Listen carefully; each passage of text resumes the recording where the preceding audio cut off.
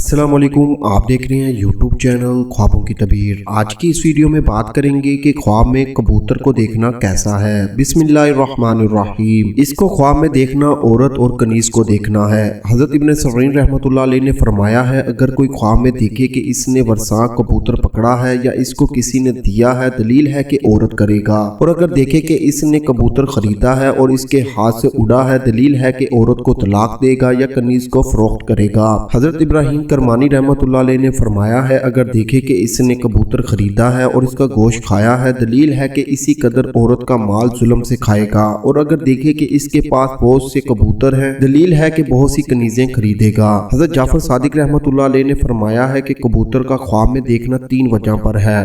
पहला मनफात, दूसरा माशियत, तीसरा गमोनिदा। ऐसी ही वीडियोस को देखने के लिए हमारे YouTube चैनल ख्वाबों की तबीर को लाजमी से सब्सक्राइब करें और हमारी वीडियोस को ज़्यादा से ज़्यादा शेयर करें, क्योंकि अच्छी बात फैलाना सदका जारिया है। अल्लाह निगहबान।